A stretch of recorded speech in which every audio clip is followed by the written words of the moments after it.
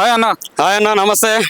అయ్యి చాలా హుషారు గురు. ఏది మన విజయ్ దేవరకొండ బర్త్డే సందర్భంగా అక్కడికి వెళ్ళొచ్చిరా ఏంది? అవునన్నా, వెళ్ళొచ్చి ఇప్పుడే జస్ట్ వచ్చాను. ఓకే. చాలా చాలా ఆనందంగా ఉంది. మా అన్నయ్య గారుకి మీ తరపున, మీ ఛానల్ తరపున జన్మదిన శుభాకాంక్షలు. ఇక్కడ ముఖ్యమైన మరో ఆనందం ఏంటంటే అన్నయ్య గారు రావడం, అభిమాన సమక్షంలో కేకు కట్ చేయడం జరిగింది. నిజంగా చాలా హ్యాపీ అనిపించింది. అందులో ఒకటి మా వదినమ్మ గారు కూడా వచ్చి కూడా అందరికీ ఫ్లైట్ కిస్సింగ్లు ఇవ్వడం అనేది ఇంకా శుభపరిణామం. ఇప్పుడు రాబోతున్న రణబలి సినిమా ఈరోజు ఒక ఫోటో రిలీజ్ అయింది. సినిమా కూడా బాగా బంపర్ ఆఫర్గా హిట్ కావాలని మనస్ఫూర్తి కోరుకుంటున్నాం. వదినమ్మ రాకతోనే అన్నయ్య గారు ఆనందం చాలా శుభపరిణామం. చాలా హ్యాపీగా ఉందన్న. అది అయితే ఇక్కడ ఒక అభిమాని అయితే రష్మికని పిలుస్తూ వదిన వదిన అనేసి బాగా 2-3 సార్లు పిలిచినట్టు సోషల్ మీడియాలో చక్కర్లు కొడుతుంది. మరి దాని గురించి ఏమంట? ఆ ఒక్క చోటనే కాదన్న, విజయ్ దేవరకొండ రష్మిక మందన మేడం గారిని పెళ్లి చేసుకున్న కాంచి విజయ్ దేవరకొండ అన్నయ్యగా భావించిన ప్రతి ఒక్కరు కూడా ఎక్కడికి వెళ్ళినా కానీ వదినమ్మా వదినమ్మా అని పిలుస్తారు. ఎందుకంటే అంతటి స్టార్ హీరోయిన్ విజయ్ దేవరకొండ రావడం అనేది, వాళ్ళిద్దరు పెళ్లి చేసుకోవడం అనేది చాలా శుభపరిణామం. ఏదైతే గీత గోవిందంలో ఏదో ఒక పెళ్లి సీన్లో వాళ్ళు ఆ తాళికట్ట శుభవేళ అతను భయపడుతూ బిగుసుపడుతూ కూడా కట్టబోయడం ఒక సమాచారం దొరికింది. అదే సందర్భంలో మనోడు ఏమనుకుంటో ఎక్కడ అనుకుంటో అది మొదటి ఆ కలయికలోనే మనసులో గట్టిగా అనుకున్నట్టుంది.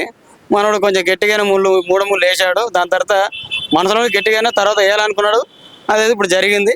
చాలా ఆనందం, శాపపూర్వమైన అదే నిజమైపోయిందని ఆనందం ఇక్కడ అందరికీ. అంటే తెలుగు ప్రేక్షకులు ఎక్కువ బంధాలకు బంధుత్వాలకు విలువనిస్తారు అనేసి చెప్పొచ్చా? ఇప్పుడు చిన్న ఉదాహరణ మీరు అన్నట్లు వదిన వదిన అనేసి చాలా మంది చెప్తున్నారు కదా, ఆ విషయంలో. మన తెలుగు సినిమాలు మొదటి నుంచి కూడా కుటుంబ సినిమాలు ఎక్కువ వచ్చేటి.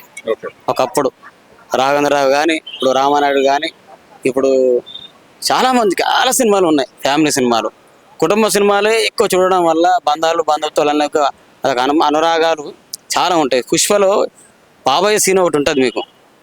ఆ పుష్ప సినిమా అంతా స్మగ్లింగ్ రకరకాలు జరుగుతుంది. కానీ ఒక ఇద్దరు అన్నదమ్ములు మధ్య ఒక కూతురు ఉంటుంది. బాబాయ్కి ఈ నాయన అనే సీన్ ఒకటి ఉంటాడు.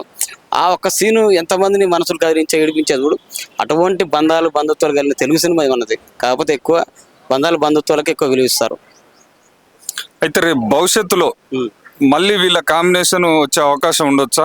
ఏది మన రష్మిక మందన విజయ్. ఇప్పుడు ప్రజెంట్ అయితే రణబాలి వస్తుంది, మరి భవిష్యత్తులో కూడా ఉంటుందా? ఉంటుంది, ఖచ్చితంగా ఉంటుంది. ఎందుకంటే వాళ్ళు ఇప్పుడే సినిమాలకు స్వస్థం పలకరు. ఇప్పుడు రష్మిక మందన పెళ్లి చేసుకున్నంత మాత్రాన ఆమె హీరోయిన్గా చేయకపోవడం అనేది కారణం ఏముండదు. మంచి నెంబర్ 1 పొజిషన్లో ఉన్నప్పుడు పెళ్లి చేసుకుంది అంటే వీళ్ళిద్దరు అండర్స్టాండింగ్ బట్టి ఈయన హీరోగా ఆయన హీరోయిన్గా తీయాలి. ఎందుకంటే ఈ టైంలో స్వస్తి పలికింది అనుకో చాలా ఇబ్బందులు అవుతాయి. మంచి స్టార్డమ్ వచ్చింది కదా, ప్యాన్ ఇండియా లెవెల్లో ప్యాన్ ఇండియా హీరోయిన్ అంటే అది మామూలు రికార్డు సినిమా కదా ఉన్నది. పుష్ప కానీ పుష్ప 2 కానీ ఆమె అంత తొందరగా స్వస్థం పలకదు. మనకు కొన్ని సినిమాలు చేసి పెడుతుంది ఆమె ఖచ్చితంగా. అయితే ప్రస్తుతం ఏంటంటే సినిమా ఇండస్ట్రీలో మామూలుగా హీరో హీరోయిన్లు కలిసి పెళ్లి చేసుకున్నా కానీ వాళ్ళది ఎక్కువ కాలం అనేది దాంపత్య జీవితం కొనసాగుతలేదు. ఇప్పుడు మన ఐశ్వర్య రాయ్ విషయంలో తీసుకుంటే అభిషేక్ బచ్చన్ ఐశ్వర్య రాయ్ దాదాపు 21వ వసంతంలోకి అడుగుపెట్టారు. 21 సంవత్సరాలు కూడా పూర్తయింది. సరే, ఇక రకరకాలుగా పబ్లిక్ వేరే వేరే వాళ్ళు సోషల్ మీడియాలో రూమర్స్ వస్తాయి. బట్ వాళ్ళు మాత్రం ఎలాంటి ఎలిగేషన్ లేకుండా చాలా చక్కగా వాళ్ళ దాంపత్య జీవితాన్ని కొనసాగిస్తారు. మంచిగా మన రష్మిక మందనని విజయ్ని కూడా ఆ విధంగా భవిష్యత్తులో చూడొచ్చా? 100% చూడొచ్చు అండి. ఎందుకంటే రష్మిక మందన ఆల్రెడీ ఒక హీరోతోని మనం బ్రేకప్ అయిన విషయం తెలిసిందే. ఆమె కొంత అనుభవం ఉంది. విజయ్ దేవరకొండ కూడా ఆయన కూడా కొన్ని జీవితాలు ఆయన చూసే ఉంటాడు. ఇప్పుడు అంత ఆలోచన లేకుండా ఆయన ఆమెను ఎలా పెళ్లి చేసుకుంటాడు, అర్థం చేసుకుని పెళ్లి చేసుకున్నాడు. ఎందుకంటే ఈ రోజుల్లో కావాల్సింది ఒక ఇద్దరు కలిసి ఎక్కువ కాలం ఉండడం, ఒక అండర్స్టాండింగ్. మీరు ఇద్దరు అలాగే అనుకొని పెళ్లి చేసుకోరు, అనుకోకుండా అయితే పెళ్లి ఏం చేసుకోరు కదా. ఈ రోజు సహజంగా కలవడం అంటే కలవచ్చు, కానీ 2 జంటలు కలవ అన్నది వాళ్ళు మనస్ఫూర్తిగా అనుకొని కలిశారు. ఇప్పుడు రష్మికది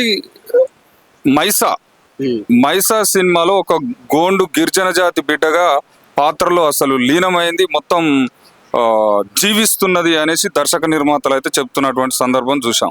మరి దాని గురించి మీరే? రష్మిక మందన నటన గురించి మనం ఏ పాత్ర అయినా ఒక లెవెల్లో చూసినాం. మనం లవ్వే కానీ రకరకాల పాత్రలు చూసినాం. పుష్పలో ఎంత మంచి అద్భుత నటన చేసింది. అటువంటి పాత్రలు ఏదొచ్చినా కానీ అవలీలే చేస్తానే ఉత్సాహం, ఆమెకు ఆకాంక్ష చాలా ఉంది. అటువంటి నటి నటిస్తుంది, ఖచ్చితంగా నటిస్తుంది, మెప్పిస్తుంది కూడా. ఓకే, థ్యాంక్ యూ అన్న, thank you so much. So much.